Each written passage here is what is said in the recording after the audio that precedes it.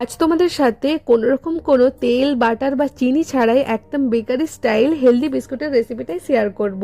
আর এখানে কোনো মাইক্রোওভেনও লাগবে না, কড়াতেই বাড়িতে থাকা স্টিলের থালাতে পারফেক্ট এই বিস্কুট তোমরা কিন্তু খুব সহজেই বানিয়ে নিতে পারবে।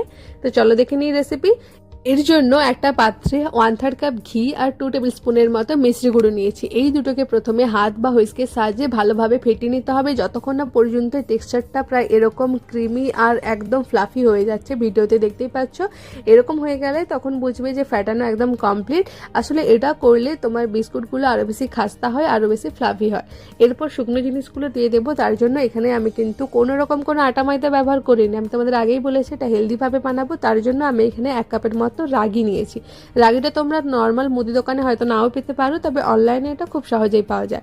তো 1 কাপের মতো রাগি নিয়েছি। এরপর দিয়েছি 1/2 চামচের মতো বেকিং পাউডার আর 1 চামচের মতো নারকেল গুঁড়ো।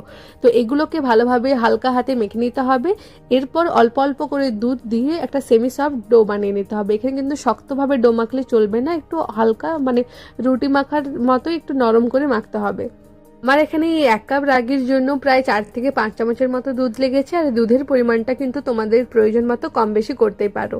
তো ডোটা দেখতেই পাচ্ছ আমার রেডি হয়ে গেছে। এবার এটা একটা চামচের সাহায্যে আমি ছোট ছোট করে অংশ নিয়ে কুকির আকারে গড়ে নিচ্ছি। আর এই কুকিটা ঠিকঠাক হয়েছে কিনা বা পারফেক্টভাবে ডোটা তোমরা বানাতে পেরেছো কিনা, তার জন্য এই প্রথমে যখন দেখবে এই কুকির চারিদিকগুলো যদি বেশি ফেটে যায় তাহলে আরও একটু দুধ দিয়ে ভালোভাবে মেখে নিতে হবে। যখন দেখবে একদম সুন্দর খুব বেশি ফেটে যাচ্ছে না চারিদিকটা, তাহলে বুঝবে যে একদম পারফেক্ট।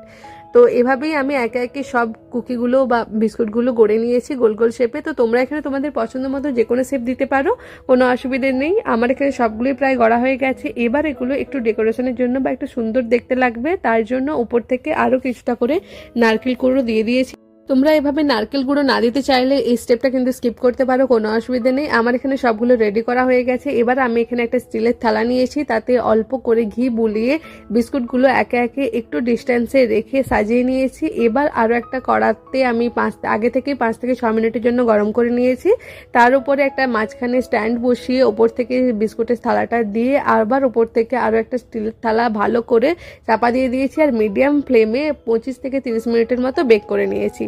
তো এখানে 30 মিনিট পরেই তোমাদের দেখাচ্ছি। দেখো খুব সুন্দরভাবে বেক হয়ে গেছে। নারকেল কোড়াগুলো যেগুলো পড়েছিল সেগুলো লাল লাল হয়ে গেছে। আর বিস্কুটের পেছনটাও খুব সুন্দরভাবে লালচি কালার চলে এসেছে। এরকম কালার চলে এলেই তোমরা বুঝতে পারবে যে এটা ভালোভাবে বেক হয়ে গেছে। এবার এটা নামিয়ে ঠান্ডা করে তোমাদের একটা ভেঙে দেখাচ্ছি কতটা খাস্তা হয়েছে, পুরো একদম বেকারি স্টাইলের মতোই।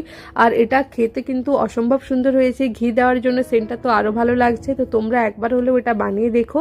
আর এভাবে কিন্তু এয়ারটাইট কন্টেনারে রেখে এগুলো দীর্ঘদিন পর্যন্ত রাখা যায়।